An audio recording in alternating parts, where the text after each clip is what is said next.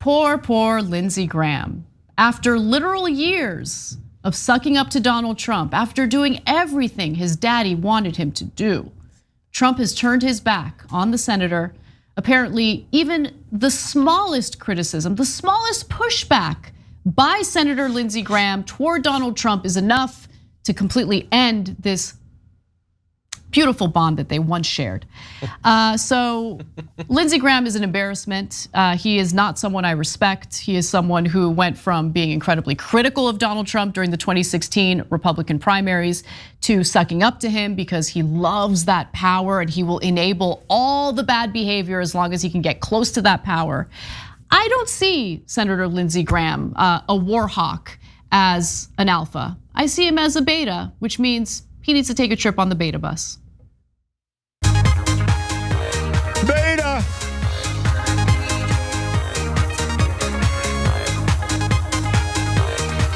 You are beta male. Wow. So what is this all about? Why am I saying that this bond has been broken? Well, it turns out that Lindsey Graham responded to some comments that Trump has made in regard to the Capitol rioters. This was during a Conroe, Texas rally that Trump held over this past weekend.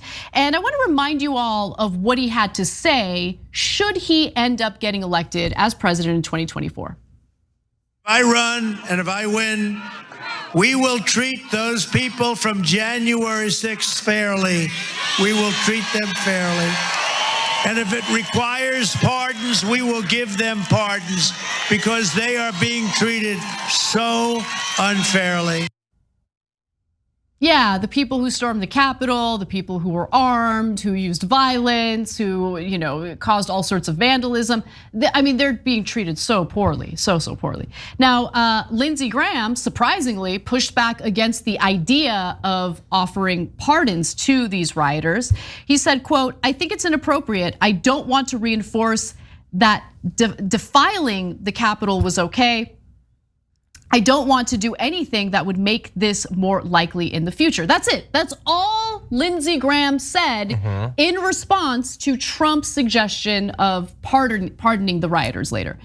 And Trump's furious about it because of course he is. He's a child, and anyone who crosses him, anyone who hurts his ego, bruises his delicate ego, must be destroyed. So he released a statement saying, "For us to remain a nation of laws," no, this is not. This is from Lindsey Graham as well. Lindsey Graham also said, "For us to remain a nation of laws, not men, we must speak with one voice when it comes to politically motivated violence. Americans are entitled to have a speedy trial and their day in court, but those who have actively engaged in violence for whatever political cause must be held accountable and not be forgiven." So to be fair to Trump, I guess, Lindsey Graham did issue more of a robust pushback.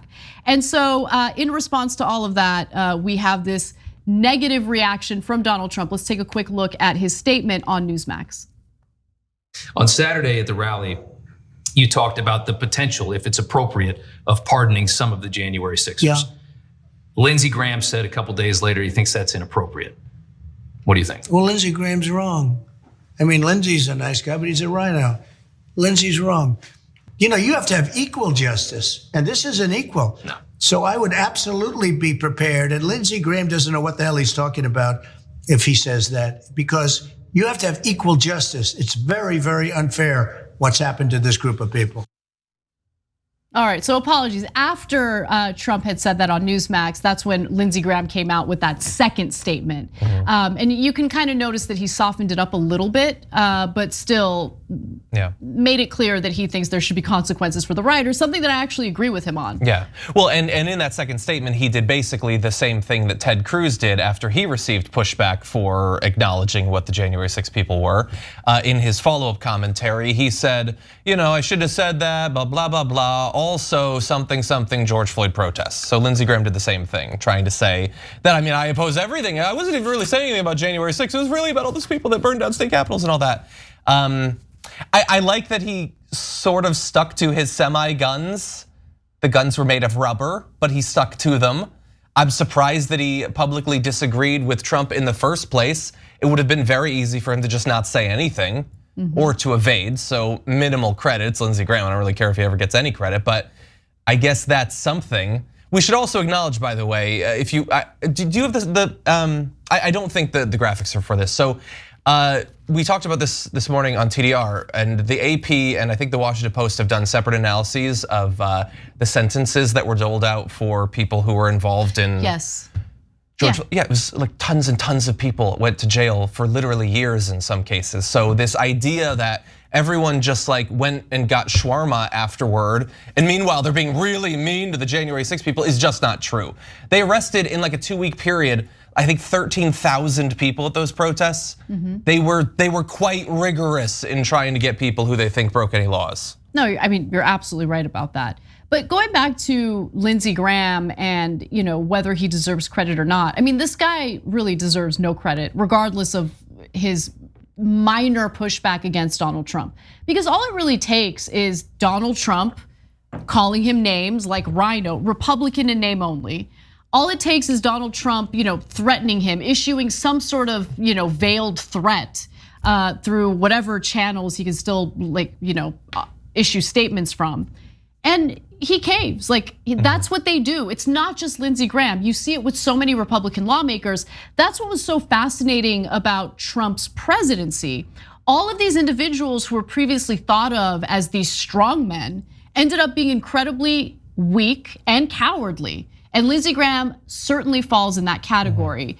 And I just want to remind you all that during Trump's presidency, while he was engaged in all sorts of awful behavior that hurt this country, he was enabled by none other than Lindsey Graham. In fact, let me give you that reminder. I actually like President Trump. He's been very nice to me. He's allowed me to be in his world. He allows me to give my 2 cents worth about different issues when he was president. This is his party. If you don't get that, you missed a lot at CPAC. Let's just be honest. The bad guys were afraid of Trump. He's the most consequential Republican since Ronald Reagan. It's his nomination if he wants it, and I think he'll get reelected in 2024.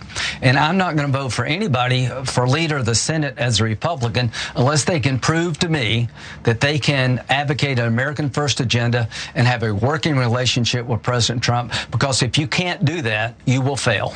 President Trump deserves the Nobel Peace Prize and then some. President Trump is the most consequential Republican in the party. If Mitch McConnell doesn't understand that, he's missing a lot. As to President Trump, in that poll, you own the Republican Party, my friend. You are the hope of the future of conservatism, President Trump. Well, he owns the Republican Party. It's his nomination. The president has a hell of a story to tell about what he did for this country, and more importantly, what he can do.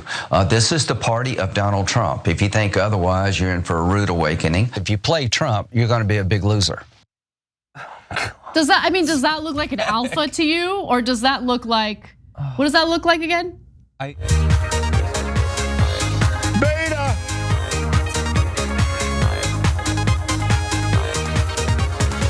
You are beta male. I love that Marco Rubio ended up being collateral damage in this story. Yeah, he's just very happy to be. He was the smiliest one of them all in there. It's the most ridiculous thing, because look, we know we've been through years of literally no one will stand up to Donald Trump, right, or can get through in an attack against Donald Trump. And over the last year or so, there've been like some of these measures that seem to be moving in the direction that indicate that like support for Trump is going down a little bit. Like the percentage of Republicans that want him to run in 2024 is down. The percentage who identify as Republicans first rather than Trump supporters first, those numbers have shifted away from Trump. It doesn't have any effect on any of this though. They still just back down immediately. And honestly, I am so torn on the sort of silent desire I have to see someone finally be able to get through and just make him look like the fool he is. Not to say that there haven't been people like that, like people like AOC and stuff like that, but she's not a Republican, so it's irrelevant. We need someone on their side who can point out how obviously stupid and vain and pathetic and try hard and all of that he is. The downside though is if that person ever does come up, they're gonna be a crazy fascist. Oh, it's gonna be even way worse. worse. So, exactly, that's what I was gonna say. Like be careful what you wish for. I know. I mean, the one, I guess, semi-good thing about Trump was just how incompetent he was, and that incompetence prevented him from doing much of what he wanted to do. Or getting reelected. Or getting reelected, of course. But also, I mean, that I think is negated by the fact that he could have very easily done away with our democratic process. Like, he tried. He tried, and he's going to continue trying. That's the part that concerns me the most. Thanks for watching The Young Turks. Really appreciate it. Another way to show support is through YouTube memberships. You'll get to interact with us more. There's live chat emojis, badges.